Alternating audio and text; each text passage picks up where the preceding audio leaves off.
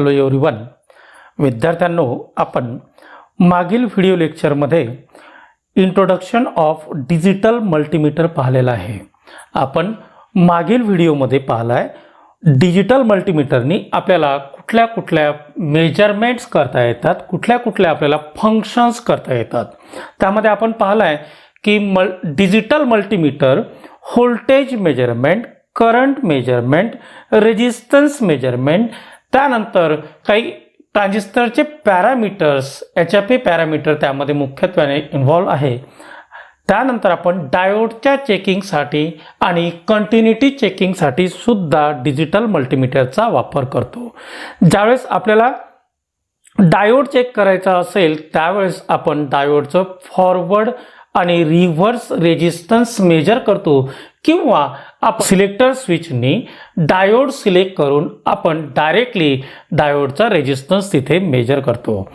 तर आपण कुठल्या कुठले मेजरमेंट्स करता येतात, कुठल्या कुठल्या फंक्शन्स आपल्याला करता येतात ते आपण पाहिलेलं आहे.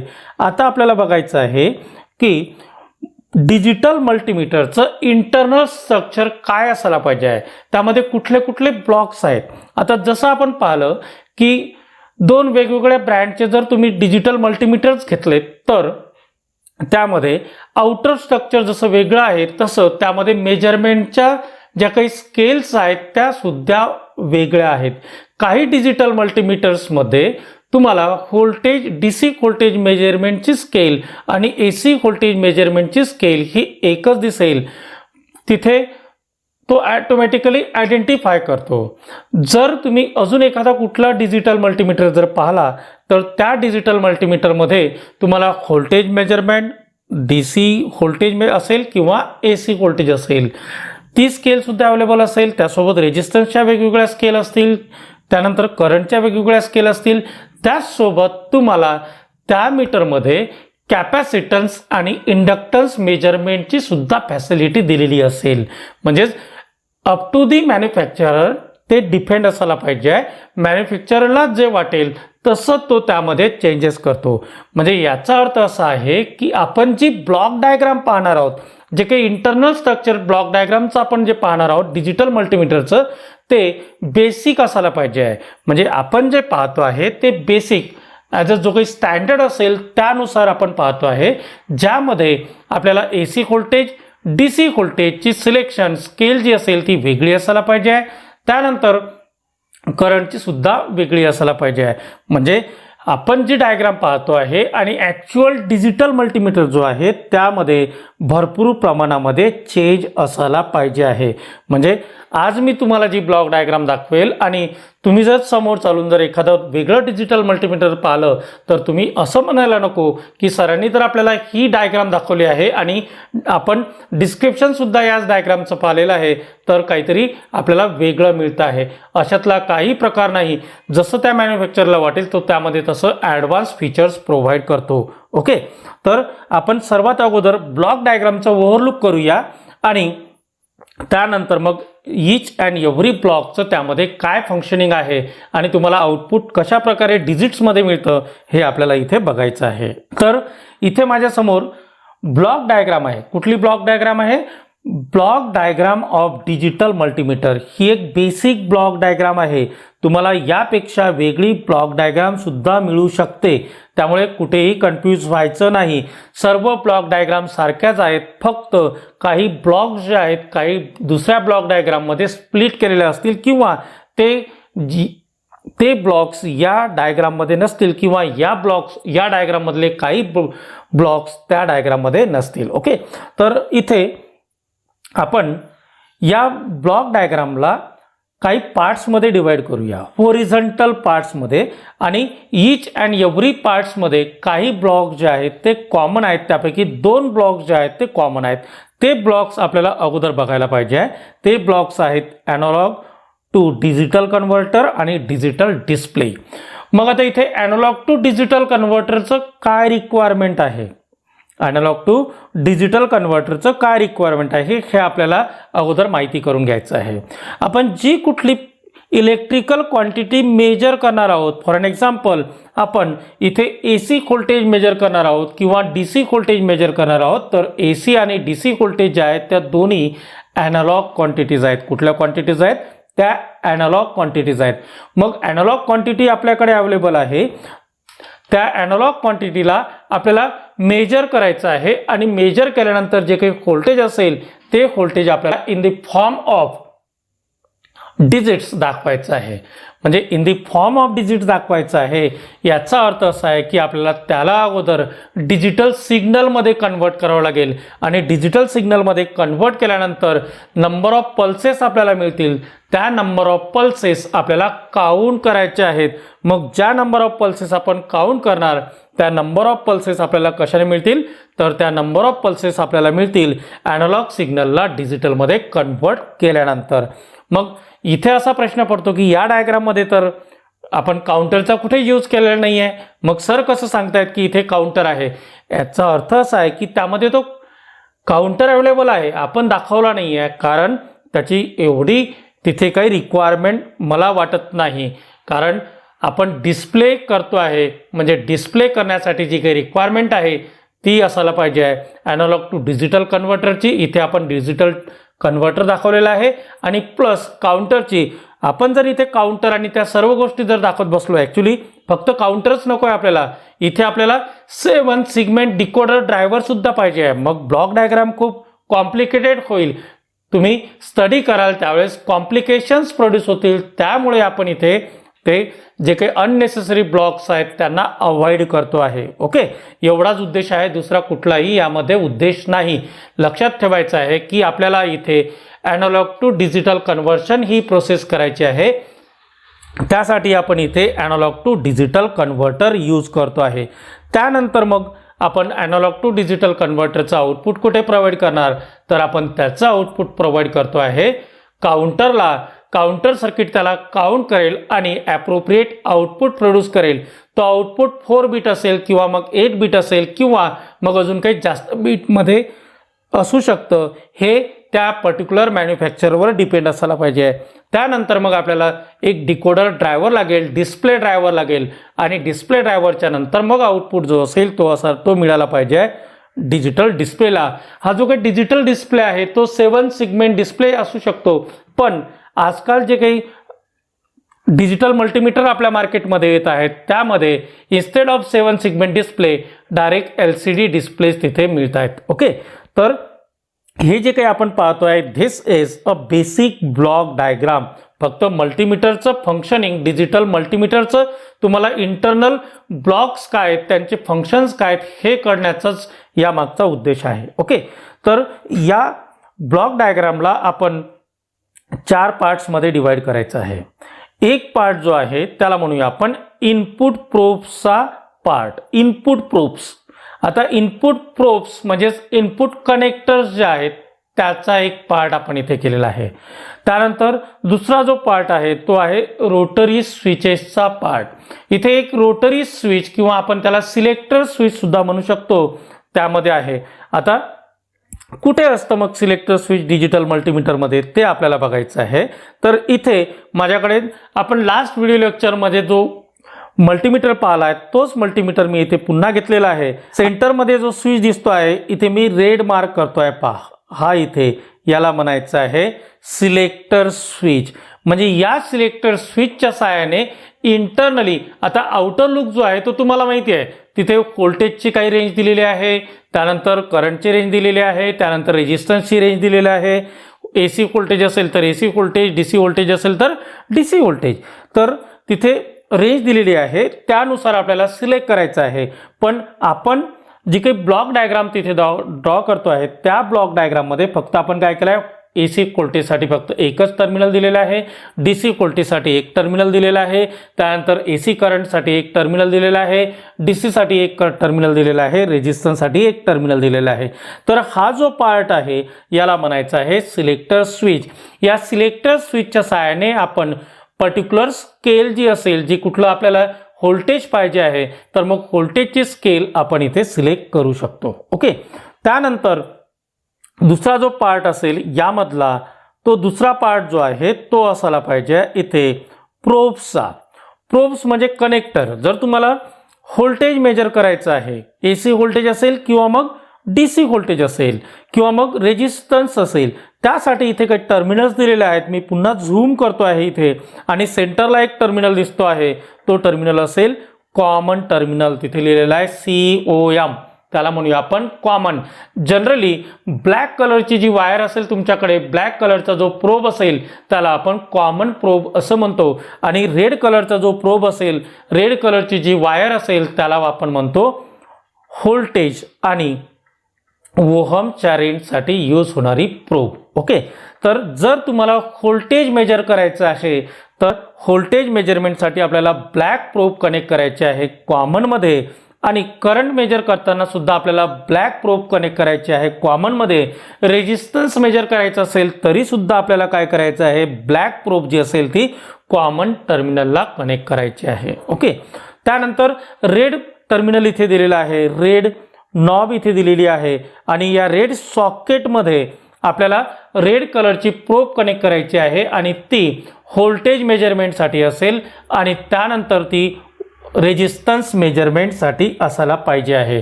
जर तुम्हाला करंट मेजर करायचं असेल तर इथे पहा, लेफ्ट हँड साईडला दोन टर्मिनल्स दिलेले आहेत. पहा, एक जे सॉकेट आहे तिथे 2A लिहिलेलं आहे. पहा काय लिहिलं आहे, 2A.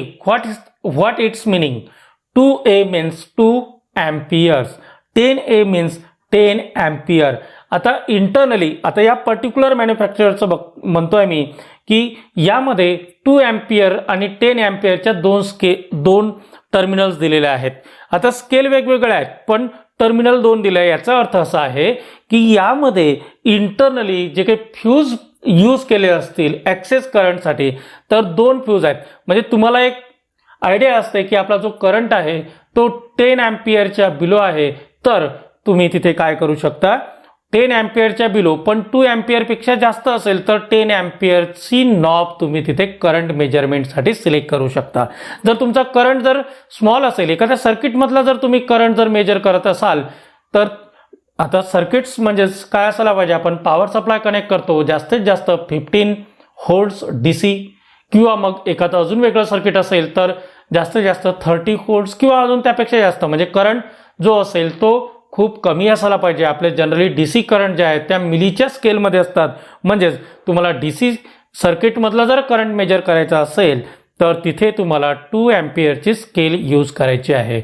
जर एखादं AC असेल, एखादा सपोज पॉवर सप्लायमधला तुम्हाला करंट मेजर करायचा असेल, ट्रान्सफॉर्मरच्या अगोदरचा करंट असेल किंवा ट्रान्सफॉर्मरच्या नंतरचा सुद्धा करंट जो असेल तो तुम्ही त्या ट्रान्सफॉर्मरच्या रेटिंगवरती पाहून तुम्हाला तिथे सिलेक्ट करावं लागेल. ओके, तर हा जो सेक्शन आहे याला म्हणतो आपण प्रोब सेक्शन. आता या प्रोब सेक्शनमध्ये प्रोबच्या पार्ट्समध्ये 4 टर्मिनल्स दिलेले आहेत. अजून जर एखादा मल्टीमीटर जर पाहिलं तर त्यामध्ये सुद्धा तुम्हाला याच टाईपचे जे काही प्रोब्स आहेत ते दिसतील. तर इथे मी एक मागच्या वेळेस आपण एक ब्लॅक कलरचा मल्टीमीटर पाहिला होता मेक्सटेकचा, त्यामध्ये इथे पहा यामध्ये सुद्धा इथे 4 टर्मिनल्स दिलेले आहेत. आता हे टर्मिनल जे आहेत बहुतांश मल्टीमीटर्समध्ये DMM मध्ये सारखे असतात. इथे पहा ब्लॅक दिलेला आहे, तिथे काय दिलं आहे, कॉमन. त्यानंतर एक मायक्रो एम्पियरची स्केल दिलेली आहे. पहा इथे एक स्केल जी आहे ती मायक्रो एम्पियरची, आणि त्यानंतर डायरेक्टली 10 एम्पियरची स्केल दिलेली आहे. आणि इथे वरच्या राईट हँड साईडला इथे रेड कलरचं एक टर्मिनल दिलेलं आहे, तिथे व्होल्टेज आणि रेजिस्टन्ससाठी तिथे दाखवलेलं आहे. ओके, म्हणजे आपण कुठलंही डिजिटल मल्टीमीटर घेतलं तर त्यामध्ये नोट केलेलं असतं की व्होल्टेजसाठी कुठलं प्रोब आहे, करंटसाठी कुठलं आहे आणि रेजिस्टन्ससाठी कुठलं आहे. तर एवढं सर्वांच्या लक्षात आलेलं असेल. आपण 2 सेक्शन्स पाहिले आहेत. एक सेक्शन म्हणजे इनपुटचा सेक्शन, इनपुट जिथनं आपण अप्लाय करणार आहोत ॲज पर आवर रिक्वायरमेंट, तिथे आपल्याला त्या प्रोब्स कनेक्ट करायचे आहेत. त्यानंतर दुसरा सेक्शन जो असेल त्याला म्हणतो आपण रोटरी स्विच किंवा मग सिलेक्टर स्विच.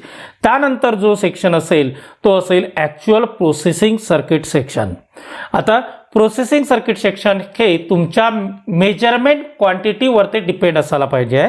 तर त्याला आपण पाहणार मेजरमेंट क्वांटिटीच्या रिगार्डिंग, म्हणजे जर सपोज तुम्हाला करंट मेजरमेंट करायचं असेल तर त्यामध्ये कुठलं सर्किट इन्व्हॉल्व आहे, आणि तो जर तुम्हाला व्होल्टेज मेजरमेंट करायचं असेल तर त्यामध्ये कुठलं सर्किट इन्व्हॉल्व आहे. त्यानंतर एक लास्ट सेक्शन आहे तो असेल द आउटपुट सेक्शन. आता इथे आउटपुट सेक्शनमध्ये मी दोन ब्लॉक्स दाखवलेले आहेत. एक ब्लॉक असायला पाहिजे ॲनालॉग टू डिजिटल कन्व्हर्टर आणि दुसरा ब्लॉक जो असेल तो असेल डिस्प्ले. ओके, तर ॲनालॉग टू डिजिटल कन्व्हर्टरचं फंक्शनिंग इथे काय असायला पाहिजे, जो काही आपण इनपुट अप्लाय करतो आहे आफ्टर प्रोसेस त्याला आपल्याला काय करायचं आहे की त्याला तो जो ॲनालॉगमध्ये असेल त्याला डिजिटलमध्ये कन्वर्ट करायचा आहे. आणि डिजिटलमध्ये कन्वर्ट केल्यानंतर आपल्याला नंबर ऑफ पल्सेस ज्या मिळतील त्या नंबर ऑफ पल्सेस आपल्याला काउंट करायचे आहेत. आणि नंबर ऑफ पल्सेस ज्या असतील त्या काउंटरच्या मदतीने आपण काउंट करणार आणि काउंट केल्यानंतर आपल्याला आउटपुट जो आहे काउंटरचा आउटपुट ते द्यायचं आहे 7 सिगमेंट सेक्शनला, म्हणजे डिस्प्ले सेक्शनला. आता डिस्प्लेमध्ये काय असायला पाहिजे, तर 7 सिगमेंट्स अवेलेबल आहेत. त्या डिस्प्लेला आपण म्हणतो 7 सिगमेंट डिस्प्ले. ॲक्च्युली या प्रकारच्या तिथे सिगमेंट्स असतात. ह्या सिगमेंट ज्या आहेत त्या LED आहेत आणि LED सिगमेंटच्या फॉर्ममध्ये म्हणजे लाईन्सच्या फॉर्ममध्ये तिथे अवेलेबल आहे. त्यापैकी जर 2 सिगमेंट जर ऑन असल्या किंवा 3 सिगमेंट किंवा सर्व सिगमेंट ऑन असल्या तर कुठला तरी आपल्याला इंग्लिशमधला डिजिट इथे मिळतो आणि आपल्याला आयडेंटिफाय करता येतं की जे काही व्होल्टेज असेल करंट असेल ते काय असायला पाहिजे आहे. ओके, तर यामध्ये आपण काय केलं आहे की पहिला सेक्शन जो असेल त्याला म्हणतो आपण इनपुट प्रोब सेक्शन, दुसरा असेल तो असेल रोटरी स्विच किंवा रोटरी सिलेक्टर सेक्शन. त्यानंतर थर्ड जो सेक्शन असेल तो सर्वात महत्त्वाचा आहे त्याला म्हणतो आपण प्रोसेसिंग सेक्शन किंवा प्रोसेसिंग पार्ट. आणि फोर्थ जो असेल तो असेल ॲनालॉग टू डिजिटल किंवा त्याला आपण म्हणतो प्रोसेसिंग सेक्शन. त्यामध्ये ॲनालॉग टू डिजिटल कन्व्हर्टर आहे आणि डिस्प्ले सेक्शन आहे. ओके, आपण पहिले 2 सेक्शन पाहिलेत. एक पहिलं सेक्शन जो असेल इनपुट प्रोब सेक्शन आणि हा जो दुसरा सेक्शन आहे तो असेल ते सिलेक्टर स्विच किंवा रोटरी स्विच. आता इथे पहा, इथे काही टर्मिनल्स दिलेले आहेत. तर यामध्ये पहा टर्मिनल्स जे आहेत ते कसे असायला पाहिजे आहे, तर इथे रेजिस्टन्स आहे वरच्या साईडला, इथे AC व्होल्टेजचं दिलेलं आहे, त्यानंतर AC करंट दिलेला आहे, त्यानंतर DC करंट दिलेला आहे, त्यानंतर DC व्होल्टेज दिलेला आहे. ते मॅन्युफॅक्चररवरती डिपेंड असायला पाहिजे, त्याला सिक्वेन्स काय पाहिजे आहे. आता जर सपोज आपल्याला रेजिस्टन्स मेजर करायचं असेल तर डिजिटल मल्टीमीटरमध्ये आतमध्ये काय फंक्शन व्हायला पाहिजे, काय वर्किंग व्हायला पाहिजे ते इथे मी ब्लॉक डायग्रामला थोडंसं स्प्लिट केलेलं आहे. आणि तुम्हाला इथे या ब्लॉक डायग्राममध्ये दिसत असेल की फर्स्ट पार्ट जो आहे त्याला म्हणतो आपण कॉन्स्टंट करंट सोर्स. पहा इथे काय कॉन्स्टंट करंट सोर्स. त्यानंतर दुसरा असायला पाहिजे बफर ॲम्प्लिफायर. आणि त्यानंतर जसं आपण पाहिलेलं आहे आउटपुट सेक्शनमध्ये आपण 2 ब्लॉक्स दाखवलेले आहेत. एक ब्लॉक असेल ॲनालॉग टू डिजिटल कन्व्हर्टर आणि दुसरा ब्लॉक असायला पाहिजे आहे डिजिटल डिस्प्ले. ओके, आता जर सपोज मला रेजिस्टन्स मेजर करायचं आहे, मी काय करणार, तर रेजिस्टन्स मेजरमेंटसाठी दोन्ही प्रोब्स मला कनेक्ट करायचे आहेत. मग कसे कनेक्ट करणार मी प्रोब्स, तर एक प्रोब जी आहे त्याचा कलर जो असेल तो सपोज तो कलर असेल रेड. आता रेड कलरची प्रोब जी आहे ती मला कुठे कनेक्ट करायची आहे, मला रेजिस्टन्स मेजर करायचं आहे, म्हणजे तिथे सिम्बॉल दाखवलेला असेल ओहम्सचा, म्हणजे ओहमच्या टर्मिनलला कनेक्ट करायची आहे. त्यानंतर आपल्याकडे असेल ब्लॅक प्रोब. मग ब्लॅक प्रोब आपल्याला जी कनेक्ट करायची आहे ती कुठे कनेक्ट करणार आपण, कॉमन टर्मिनलला. कनेक्ट केलं म्हणजे रेजिस्टन्स मेजर होईल का, नाही. मग काय करावं लागेल आपल्याला, मग आपल्याला इथे जो रेजिस्टर ज्याचा आपल्याला रेजिस्टन्स मेजर करायचा आहे त्या रेजिस्टरला आपल्याला त्या 2 प्रोब्सच्या मदत तिथे कनेक्ट करावं लागेल. जर तुमच्याकडे कुठलं एखादं सर्किट असेल आणि त्या सर्किटमधला जर तुम्हाला रेजिस्टन्स मेजर करायचं आहे तर तुम्हाला तिथे एक छोटीशी अजून प्रोसेस करावं लागेल. तर काय करावं लागेल, तुम्हाला त्या रेजिस्टरची एक साईड जी आहे ती डिस्कनेक्ट करावं लागेल, त्याला ओपन करावं लागेल. का ओपन करावं लागेल, कारण तुम्हाला त्या रेजिस्टरचं पर्टिक्युलर एखाद्या रेजिस्टरचं जर रेजिस्टन्स मेजर करायचं आहे आणि तो जर सर्किटमध्ये कनेक्टेड असेल तर काय होईल, त्यामध्ये कुठलं तरी त्या सर्किटचं रेजिस्टन्स ॲड होईल. त्यासाठी आपल्याला त्याची एक साईड जी आहे ती रिमूव्ह करायची आहे, त्याला ओपन करायचं आहे आणि त्यानंतर मग कनेक्ट करायचं आहे. म्हणजे इथे आपण इनपुट अप्लाय करतो आहे, इनपुट कुठनं अप्लाय करतो आहे, त्या रेजिस्टरला कनेक्ट करतो आहे त्या प्रोब्सच्या मदतीने. त्यानंतर मग आपल्याला काय करायचं आहे की आपल्याला जी स्केल असेल डिजिटल मल्टीमीटरची स्केल जी असेल ती आपल्याला कुठे सिलेक्ट करायची आहे, ती रेजिस्टरवरती सिलेक्ट करायची आहे। मग रेजिस्टरवरला सिलेक्ट केल्यानंतर काय होईल की त्या मल्टीमीटरमध्ये कॉन्स्टंट करंट सोर्स अवेलेबल असेल। तो कॉन्स्टंट करंट कुठनं पास होईल, सपोज आता हा आपला रेजिस्टर आहे, हे ती ब्लॅक प्रोब मी ग्राउंडला कनेक्ट करतोय म्हणजे ती ब्लॅक प्रोब असेल। हा आपला अननोन रेजिस्टर आहे, यामधनं तो करंट पास होईल आणि करंट पास झाल्यानंतर या रेजिस्टरच्या अक्रॉस तुम्हाला एक व्होल्टेज ड्रॉप मिळेल। तुम्हाला मिळेल का? नाही, तो व्होल्टेज ड्रॉप जो असेल तो त्या रेजिस्टरच्या अक्रॉस असेल आणि तो व्होल्टेज जो आहे तो व्होल्टेज इथे बफर ॲम्प्लिफायरच्या साहाय्याने त्याला ॲम्प्लिफाय केला जाईल आणि ॲम्प्लिफाय केल्यानंतर तो सिग्नल जो असेल तो कुठे अप्लाय केलेला असेल, ॲनालॉग टू डिजिटल कन्व्हर्टरला। म्हणजे जर तुम्ही रेजिस्टन्स मेजर करता आहात तर रेजिस्टन्स तिथे डायरेक्टली मेजर होणार नाही, तर तिथे in terms of the voltage measure होईल। In terms of the voltage measure होईल म्हणजे तिथे व्होल्टेज ड्रॉप प्रोड्यूस केला जाईल आणि तो व्होल्टेज ड्रॉप तिथे ॲनालॉग टू डिजिटल कन्व्हर्टरला अप्लाय केला जाईल आणि त्यानंतर मग तिथे तुम्हाला डिस्प्लेवरती जे काही रेजिस्टन्स असेल ते तुम्हाला मिळायला पाहिजे आहे। म्हणजे रेजिस्टन्स मेजर करण्यासाठी इथे आपल्याला रेजिस्टर कनेक्ट करायचं आहे इन बिटवीन दी प्रोब। आपल्याला स्केल सिलेक्ट करायची आहे रेजिस्टन्सची। अगोदर आपण स्मॉलर स्केल इथे सिलेक्ट करणार। स्मॉलर स्केल सिलेक्ट केल्यानंतर मग आपल्याला तर तिथे डिजिट 1 असेल डिस्प्लेवरती, म्हणजे याचा अर्थ असा आहे की जो आपण रेजिस्टर कनेक्ट केलेला आहे तो हायर स्केलचा आहे, त्यामुळे आपल्याला हायर स्केलवरती जावं लागेल। मग हायर स्केल सिलेक्ट केल्यानंतर तुम्हाला ती पर्टिक्युलर व्हॅल्यू इथे डिस्प्लेवरती मिळायला पाहिजे। ओके, या पद्धतीने आपल्याला रेजिस्टन्स मेजरमेंट करता येईल। रेजिस्टन्स मेजरमेंटसाठी इथे 2 ब्लॉक्स प्रोसेसमध्ये इन्व्हॉल्व आहेत। एक असेल कॉन्स्टंट करंट आणि दुसरा असायला पाहिजे buffer amplifier. Constant current source जो असेल तो कॉन्स्टंट करंट प्रोड्यूस करण्यासाठी इथे यूज होतो आणि त्या रेजिस्टरमधनं कॉन्स्टंट करंट फ्लो होईल। कॉन्स्टंट करंट फ्लो झाला म्हणजे तिथे व्होल्टेज ड्रॉप मिळेल आणि तो व्होल्टेज ड्रॉप आपल्याला इथे ॲम्प्लिफाय केल्यानंतर बफर ॲम्प्लिफायरने, ॲक्च्युली बफर ॲम्प्लिफायर म्हणजेच तिथे काही इन्क्रीज होईल का? व्होल्टेज नाही, तो फक्त आपण इथे इम्पेडन्स मॅचिंगसाठी बफर ॲम्प्लिफायरला यूज करतो आहे। त्यानंतर मग इथे आउटपुट जो असेल बफर ॲम्प्लिफायरचा तो कनेक्टेड असेल ॲनालॉग टू डिजिटल कन्व्हर्टरला। ॲनालॉग टू डिजिटल कन्व्हर्टर काय करेल, तिथे नंबर ऑफ पल्सेस प्रोड्यूस करेल। त्या नंबर ऑफ पल्सेस आपल्याला काउंट करायचे आहेत using the binary counter, using the counter आणि त्यानंतर काउंटरचं आउटपुट जे आहे ते डिस्प्ले सर्किटला प्रोव्हाइड केलेलं असेल आणि डिस्प्ले काय करेल तर डिस्प्ले आपल्याला जे काही इथे युनिट असेल, जे काही रीडिंग तुमचं असेल ते तुम्हाला प्रोव्हाइड करून देईल। ओके, आता इथे आपण जर सपोज AC व्होल्टेज किंवा AC करंट जर आपण मेजर करतो आहे तर आपल्याला त्यासाठी काय रिक्वायरमेंट आहे किंवा त्यासाठी डिजिटल मल्टीमीटरमध्ये कुठले ब्लॉक्स यूज केलेले आहेत ते आपण या ब्लॉक डायग्राममध्ये बघायचं आहे। काय करतोय आपण, जर सपोज मला व्होल्टेज मेजर करायचं आहे AC व्होल्टेज, आपल्याला माहिती असतं की व्होल्टेज AC आहे किंवा DC आहे। जो डिजिटल मल्टीमीटर यूज करतो आहे किंवा ज्याला कुठलं व्होल्टेज मेजर करायचं आहे त्याला हे माहिती असायला पाहिजे की आपण जे कुठलं व्होल्टेज मेजर करतो आहे ते AC व्होल्टेज आहे किंवा DC व्होल्टेज आहे। तर सपोज तुम्हाला AC व्होल्टेज मेजर करायचं आहे तर AC व्होल्टेज मेजरमेंटसाठी पुन्हा काय करायचं आहे, तुम्हाला जी प्रोब आहे रेड प्रोब जी आहे ती होल्ड्सवरती ठेवायची आहे आणि ब्लॅक प्रोब जी आहे ती कॉमनवरती तुम्हाला कनेक्ट करायची आहे। तर AC व्होल्टेज मेजरमेंटसाठी इथे एक ब्लॉक दिलेला आहे कॅलिब्रेटेड ॲट्युन्युएटर। ॲक्च्युली AC व्होल्टेज काही स्मॉलर असेल किंवा मग लार्जर असेल, त्यानुसार इथे तुम्हाला जी काही स्केल सिलेक्ट करायची आहे त्यासाठी इथे कॅलिब्रेटेड ॲट्युन्युएटर दिलेला आहे।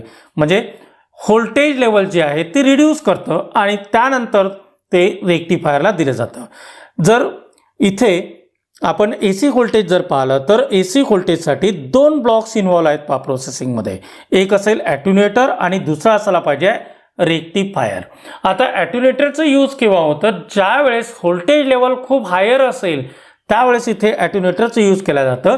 म्हणजे स्केल जी आहे तुमची डिस्प्ले जो आहे तुम्हाला 1चा डिजिट दाखवत आहे म्हणजे याचा अर्थ असा आहे की तुम्ही जी काही स्केल सिलेक्ट केलेली आहे ती लोअर स्केल आहे दॅन द इनपुट. म्हणजे इनपुट मेजरमेंटसाठी तुम्ही जर सपोज 300 व्होल्ट्स दिलेले आहे आणि तुम्हाला जी काही स्केल सिलेक्ट केलेली आहे ती 200ची दिलेली आहे, म्हणजे याचा अर्थ असा आहे की जो काही डिस्प्ले आहे तुम्हाला 1चा डिजिट दाखवेल, म्हणजेच तुम्हाला तिथे नोट करून देईल की तुम्ही जे काही इनपुट अप्लाय केलेलं आहे ते इनपुट या स्केलपेक्षा जास्त आहे, म्हणजे तुम्हाला स्केल चेंज करायला पाहिजे आहे.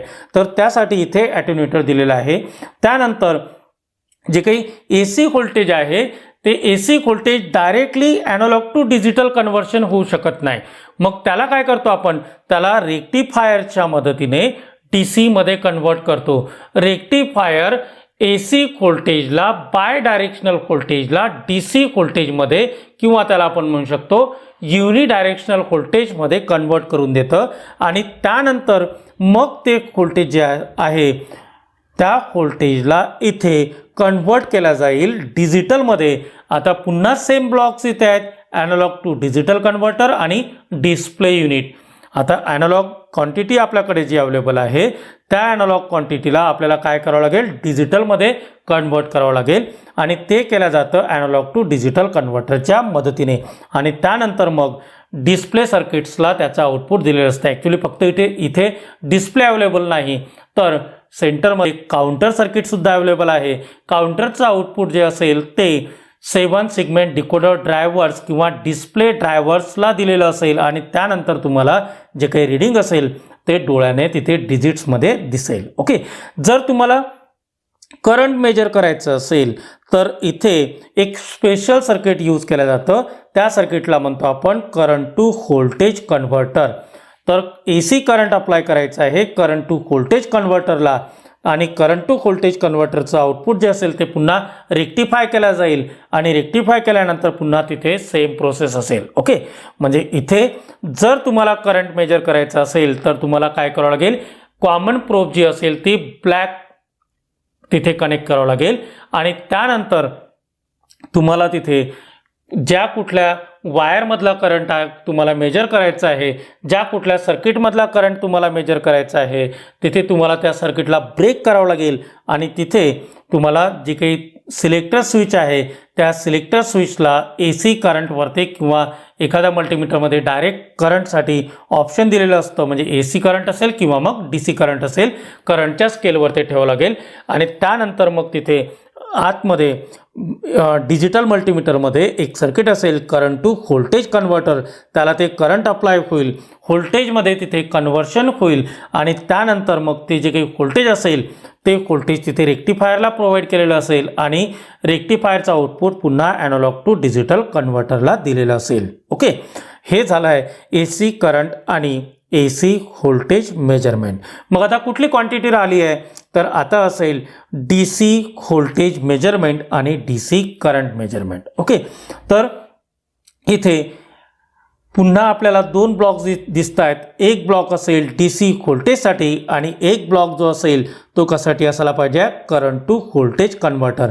पण इथे रेक्टिफायरचा ब्लॉक नसेल, कारण की रेक्टिफायर आपण कशासाठी यूज करतो तर रेक्टिफायर आपण यूज करतो AC voltage to DC voltage कन्व्हर्शनसाठी. ओके, आता जर सपोज मला इथे DC व्होल्टेज मेजर करायचं आहे मग इथे काय असायला पाहिजे तर इथे कॅलिब्रेटेड ॲट्युनेटर असायला पाहिजे.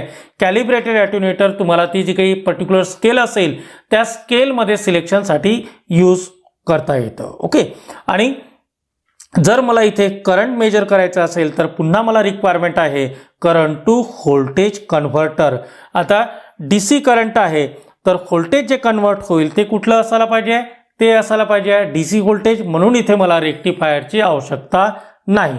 आता कनेक्शन्स काय करायला पाहिजे, जर मला DC व्होल्टेज मेजर करायचं असेल तर मी काय करेल, ब्लॅक प्रोब जी असेल ती कॉमनला कनेक्ट करेल आणि त्यानंतर व्होल्ट्सवरती रेड प्रोबला कनेक्ट करेल आणि ज्या कुठल्या 2 टर्मिनल्स, ज्या कुठल्या 2 पॉईंट्स किंवा ज्या पर्टिक्युलर कंपोनंटच्या अक्रॉसचं व्होल्टेज मला मेजर करायचं आहे तिथे मी त्याला कनेक्ट करेल. ओके, करंट मेजरमेंट आणि व्होल्टेज मेजरमेंटमध्ये एक डिफरन्स आहे. काय डिफरन्स आहे, करंट हे सिरीजमध्ये असतं, कारण करंट त्या पर्टिक्युलर कंपोनंटमधनं पास होतं, आणि व्होल्टेज हे पॅरललमध्ये असतं, कारण की व्होल्टेज त्या पर्टिक्युलर कंपोनंटच्या अक्रॉस डेव्हलप होतं. ही गोष्ट लाईफ टाईम तुम्ही लक्षात ठेवायला पाहिजे आहे, करंट आणि व्होल्टेज मेजरमेंटमधली. ओके, तर व्होल्टेज मेजर करायचं असेल तर त्या पर्टिक्युलर कंपोनंटच्या अक्रॉस तुम्हाला मल्टीमीटरच्या प्रोब्स कनेक्ट कराव्या लागतील. आणि करंट जर तुम्हाला मेजर करायचं असेल, either it may be a DC current or it may be a AC current, तुम्हाला काय करावं लागेल, तुम्हाला तिथे ब्रेक करावं लागेल, तुम्हाला तिथे ती वायर ओपन करावं लागेल. आणि त्यानंतर तुम्हाला दोन्ही टर्मिनल जे आहेत, एक असेल ब्लॅक टर्मिनल आणि एक असायला पाहिजे रेड टर्मिनल, जे तुम्ही 2 एम्पियर किंवा 10 एम्पियरच्या तिथे सॉकेटमध्ये इन्सर्ट केलेली असेल, ते तुम्हाला तिथे कनेक्ट करायचे आहे. जर तुम्ही रिव्हर्स कनेक्शन जर केले, जे काही रीडिंग असेल ते निगेटिव्हमध्ये येईल, आणि जर तुम्ही करेक्ट कनेक्शन्स केलेले आहेत तर तुमचे रीडिंग जे असतील ते पॉझिटिव्हमध्ये येतील. ओके, तर DC करंट मेजर करण्यासाठी तुम्हाला काय करायचं आहे की तिथे 2 एम्पियरच्या स्केलवरती ठेवायचं आहे. आणि जनरली AC करंट मेजरमेंटसाठी जर स्मॉलेस्ट करंट असेल, जर सपोज तुम्ही पॉवर सप्लाय जर यूज करतायत, पॉवर सप्लायमधला ट्रान्सफॉर्मरच्या सेकंडरीचा करंट जो असेल तो करंट 2 एम्पियरच्या बिलो असतं. जनरली 2 एम्पियरच्या रेटिंगचा जर ट्रान्सफॉर्मर तुमच्याकडे असेल तर तुम्ही 2 एम्पियरवरती ठेवू शकता. मोर दॅन 2 एम्पियरची स्केल डायरेक्टली आपल्याकडे अवेलेबल आहे, म्हणजे नॉब जी अवेलेबल आहे ती डायरेक्टली असेल 10 एम्पियरची. ओके, तर इथे DC करंट तुम्हाला मेजर करायचं असेल तर इंटरनली तिथे करंट टू व्होल्टेज कन्व्हर्शन होतं, आणि करंट टू व्होल्टेज कन्वर्ट झाल्यानंतर मग त्याचं ॲनालॉग टू डिजिटल कन्व्हर्शन होतं. ॲनालॉग टू डिजिटल कन्व्हर्शन झाल्यानंतर मग तिथे तुम्हाला नंबर ऑफ पल्सेस मिळतील, आणि त्या नंबर ऑफ पल्सेस पुन्हा काउंट केल्या जातील by using the binary counter. आणि काउंटरचं आउटपुट जे असेल ते डिस्प्ले सर्किटला दिलेलं असेल. फक्त तिथे डिस्प्ले नसेल तर डिस्प्लेसोबत अजून सपोर्टिंग सर्किट्स असायला पाहिजे, त्याला म्हणतो आपण ड्रायव्हर सर्किट्स. ओके, तर AC व्होल्टेज मेजरमेंट आणि DC व्होल्टेज मेजरमेंटमध्ये एक डिफरन्स जो आहे तो असायला पाहिजे रेक्टिफायरचा difference. Current measurement, DC current measurement आणि AC करंट मेजरमेंटमध्ये करंट टू व्होल्टेज कन्व्हर्टर आपण यूज करतो आहे, पण AC करंट मेजरमेंटमध्ये तुम्हाला रेक्टिफायरचा ब्लॉक तिथे दिसेल, आणि इथे DC करंट मेजरमेंटमध्ये तुम्हाला कुठल्याही प्रकारचं रेक्टिफायर यूज करण्याचं कारण नाही. ओके, तर ही जी आहे ती कंप्लीट ब्लॉक डायग्राम आपण इथे पाहू शकता. या ब्लॉक डायग्राममध्ये आपण हे सर्व ब्लॉक इंटिग्रेट केलेले आहेत. तर या सर्व ब्लॉकला, या कंप्लीट ब्लॉक डायग्रामला आपण 4 सेक्शन्समध्ये डिवाइड करतो आहे. एक असेल इनपुट प्रोब सेक्शन, त्यानंतर दुसरा असायला पाहिजे रोटरी स्विच किंवा सिलेक्टर स्विच सेक्शन, त्यानंतर तिसरा ब्लॉक जो आहे तो असेल प्रोसेसिंग सेक्शन, म्हणजे ॲक्च्युअल जे काही क्वांटिटी तुम्ही मेजर करतात, जर रेजिस्टर असेल किंवा मग तिथे करंट असेल किंवा मग तिथे AC व्होल्टेज असेल किंवा मग DC व्होल्टेज असेल, डिपेंडिंग ऑन दॅट क्वांटिटी तिथे पर्टिक्युलर ब्लॉक्स किंवा पर्टिक्युलर सर्किट्स अवेलेबल आहेत. त्यानंतर मग एक कॉमन सर्किट जे आहे ती सर्व मेजरमेंटसाठी कॉमन आहे, आणि ते असायला पाहिजे ॲनालॉग टू डिजिटल कन्व्हर्टर. आणि त्यानंतर आपण एक डिस्प्ले दाखवलेला आहे, त्याला म्हणतो आपण digital display. In between the analogue to digital converter आणि display number of circuits are there, पण त्या नंबर ऑफ सर्किट्स आपण तिथे कन्फ्युजन क्रिएट होऊ नये म्हणून आपण दाखवलेल्या नाहीत. ओके, तर जर एखाद्याला करंट मेजर करायचं असेल तर करंट मेजरमेंटसाठी त्याला काय करावं लागेल, ज्या सर्किटमधला करंट मेजर करायचा आहे तिथे ओपन करावं लागेल, आणि त्यानंतर मग तिथे दोन्ही प्रोब्स कनेक्ट करावं लागतील. आता प्रोब्स कुठे कनेक्ट करणार, तर प्रोब्स आपण कनेक्ट करणार तिथे कॉमन मध्ये ब्लॅक, आणि रेड जी प्रोब असेल ती एम्पियर जिथे लिहिलेलं असेल तिथे आपल्याला तिथे इन्सर्ट करायची आहे. त्यानंतर जर रेजिस्टन्स मेजर करायचं आहे तर रेजिस्टर तुमच्याकडे बेअर रेजिस्टन्स असेल तर त्याचा रेजिस्टन्स डायरेक्टली तुम्हाला एक ओमच्या स्केलवरती रेड प्रोब कनेक्ट करायची आहे आणि एक कॉमनला कनेक्ट करायचे आहे, आणि त्यानंतर डायरेक्टली तुम्हाला रेजिस्टर तिथे कनेक्ट करता येईल. ओके, व्होल्टेज मेजर करायचं असेल तर त्या पर्टिक्युलर कंपोनंट, त्या पर्टिक्युलर टर्मिनलच्या अक्रॉस तुम्हाला तिथे रेड प्रोब आणि ब्लॅक प्रोब कनेक्ट करायचे आहे. ओके, त्यानंतर करंट मेजरमेंटसाठी तिथे कॉन्स्टंट करंट सोर्स यूज केलेला असेल, आणि कॉन्स्टंट करंट जो असेल तो रेजिस्टरमधनं पास होईल, आणि तिथे एक व्होल्टेज प्रोड्यूस होईल. ते व्होल्टेज पुन्हा ॲनालॉग टू डिजिटल कन्व्हर्टरला अप्लाय केलेला असेल. जर ए सी व्होल्टेज मेजरमेंट करायचं आहे तर ए सी व्होल्टेज अप्लाय केलेलं असेल ॲट्युनेटरला आणि ॲट्युनेटरचं आउटपुट जे असेल ते रेक्टिफायरला दिलेलं असेल आणि रेक्टिफायरचं आउटपुट जे असेल ते डी सीमध्ये असेल. पुन्हा ॲनालॉग टू डिजिटल कन्व्हर्शन होईल. जर तुम्हाला ए सी करंट मेजर करायचं असेल तर ए सी करंट मेजरमेंटसाठी आणि डी सी करंट मेजरमेंटसाठी एक कॉमन ब्लॉक आहे आणि तो कॉमन ब्लॉक म्हणजे करंट टू व्होल्टेज कन्व्हर्टर. करंटला व्होल्टेजमध्ये कन्वर्ट केलं जातं. पुन्हा काय प्रोसेस असेल करंटला व्होल्टेजमध्ये कन्वर्ट करण्यासाठी? जनरली तिथे एक रेजिस्टर कनेक्ट केलेला असेल आणि त्या रेजिस्टरची जी काही टॉलरन्स असेल तो 0.01 म्हणजे हाय रेझोल्युशन रेजिस्टर आपण तिथे यूज करणार आणि त्या रेजिस्टरच्या अक्रॉस व्होल्टेज ड्रॉप प्रोड्यूस केला जातं. तोच व्होल्टेज तुम्हाला रेक्टिफायरला दिलेला असेल आणि रेक्टिफायर पुन्हा काय करेल, ए सी व्होल्टेज असेल तर त्याला डी सीमध्ये कन्वर्ट करेल आणि त्याचा आउटपुट पुन्हा ॲनालॉग टू डिजिटल कन्व्हर्टरला दिलेला असेल. ओके, तर एखाद्याला जर सपोज इथे डी सी करंट मेजर करायचं आहे तर डी सी करंट मेजर करण्यासाठी त्याला आतमध्ये रेक्टिफायरच्या ब्लॉक्सची रिक्वायरमेंट नाही. ओके, तर ही जी आहे ही ब्लॉक डायग्राम तुम्हाला दाखवते आहे की कुठल्या पद्धतीने आपण मल्टीमीटरच्या सहाय्याने A C voltage measurement, D C voltage measurement करू शकतो. मला असं अपेक्षा आहे की सर्वांच्या लक्षात ही ब्लॉक डायग्राम आलेली असेल आणि हे सुद्धा लक्षात आलेलं असेल की आपण A C voltage measurement, D C voltage measurement कशा प्रकारे करू शकतो.